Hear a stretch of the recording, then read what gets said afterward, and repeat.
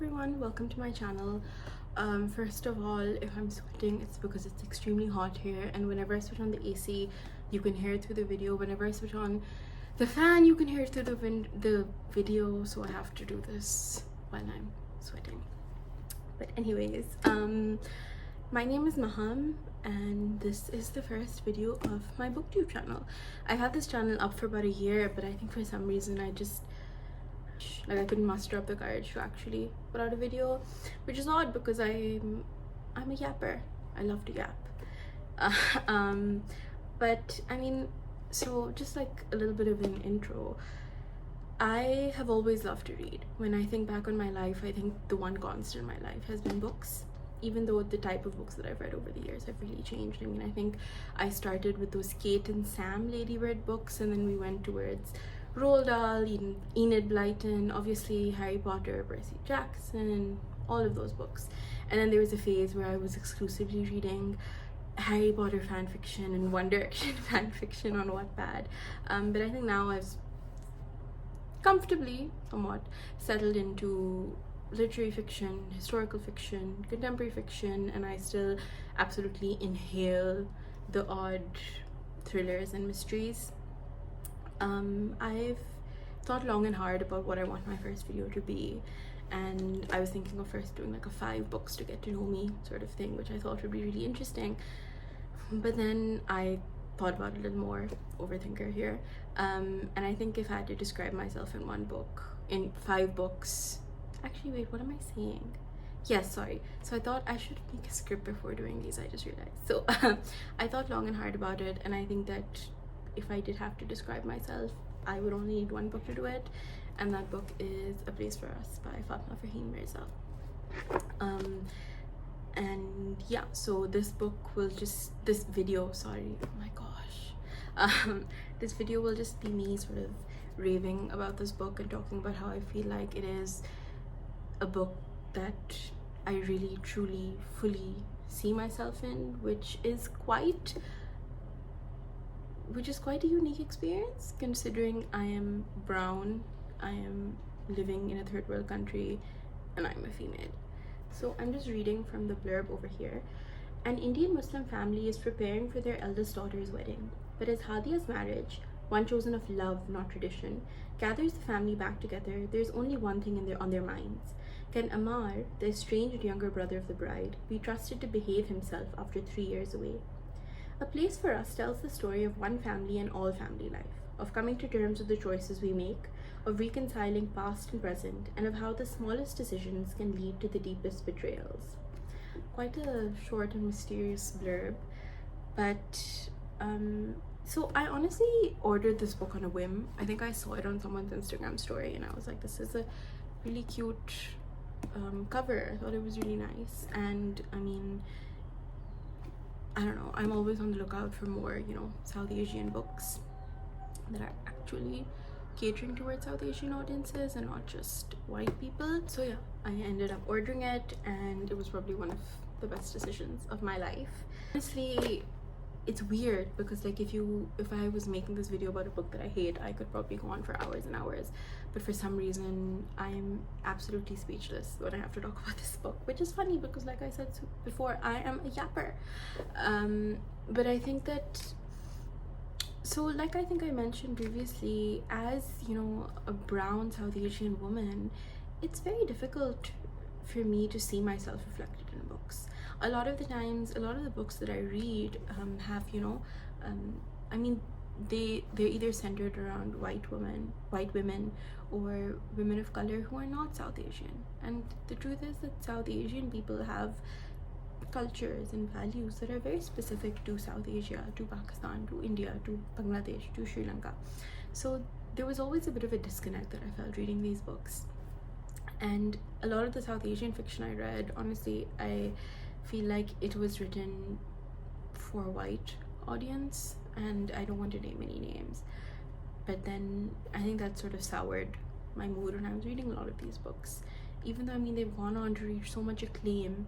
But the meat of their story, the gist of their story, the setting of their story, if they're set in Pakistan, just felt like it wasn't my country. It was my country through the eyes of someone trying to whitewash it and make it easier for white people to swallow the story, essentially. And I mean, I think I went into A Place for Us with a couple of preconceived notions about this, because the author is a diaspora, the story is diaspora, so I was a little worried about that. But this book really proved me wrong. I mean, there are obviously, it is a family living in the US, so obviously not everything could be applicable to living in Pakistan. But there were so many things that I haven't seen in a South Asian book that were mirrored in this. And I think one of the main things was this, the way in which oldest daughters are treated.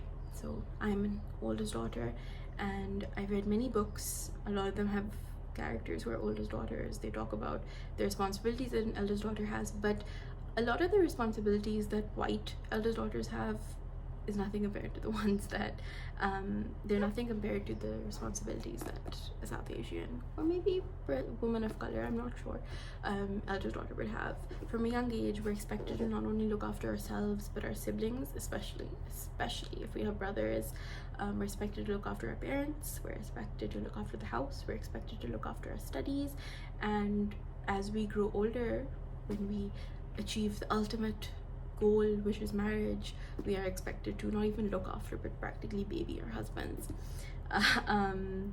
And one of the characters in the novel, one of the main characters in the novel, Hadia, she is the eldest daughter of this family, and she is going through everything that I have gone through.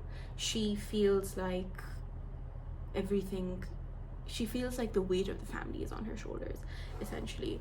Her own weight is on her shoulders, the weight of her family's expectations are on her shoulders, the burden of looking after, the emotional burden of the family is on her shoulders. And from a young age, she has to struggle with this, because she has to be perfect, she has to get good grades, she has to be a great example for her siblings. And there's this one scene in the book which I cannot find. Oh yes, so there's this one scene in the book which I've underlined, and you can see over here I've written story of my life.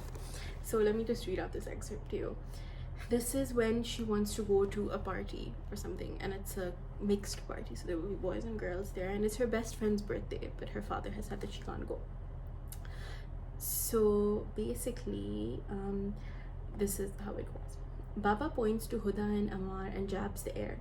Look at the example you are setting for your brother and sister, the way you are behaving tonight. How many times have I told you, Hadia, if you are good, they will be good. If you are bad, they will follow you, more than they will ever follow my example or Mama's example. And I think that this pretty much sums up the experience of a lot of oldest daughters in South Asian families.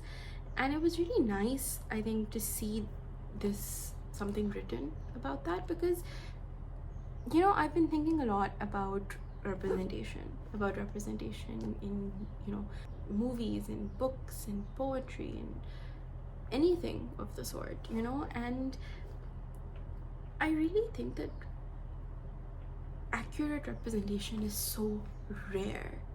And when you find a book that accurately represents something that you've gone through for so long, keep it close to your heart, please. And as you can tell, this book is very close to my heart, because it's literally I don't even know, there are tear marks on half the pages, I've underlined practically half the book at this point.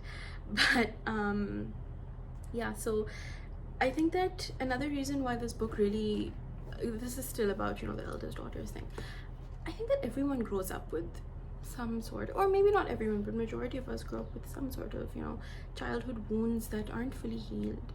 And living in a society like my own, it's very difficult to access therapy to heal those wounds. And for a lot of people, the only alternative that they have is art. Be that, as I said previously, be that books, be that movies, be that actual art, be that poetry, be that anything. And then I think seeing someone go through what you've gone through and being able to identify with someone like Hadia, for myself, being able to identify with Hadia, being able to see my experiences mirrored within the book and seeing her experiences reflect my experiences, it's not just healing, because it is very healing, but it's also very inspiring, because this book talks about Hadia not just in the context of being an eldest daughter, but also Hadia learning to become her own person. And I think that that's really wonderful, and it's just an amazing thing to read, and it gives so much hope for, I'm sure, all the eldest daughters who have read this book. So I think that's another reason why I would always recommend this book to someone, because of just like you know the term catharsis. Like, I think I experienced it through this book, and the tears on this book are testament to that. But yes, so I think that representation was just out of this world for me. But that's not the only reason why I love this book. Let me get that straight.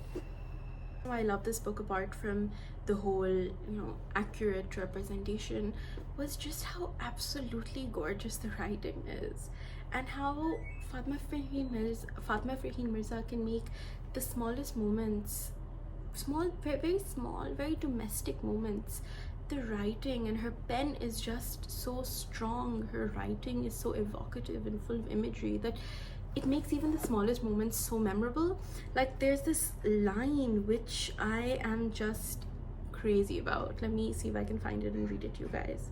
This is when we're sort of this is through the point of view of Amar, who is like the outcast of the family, sort of.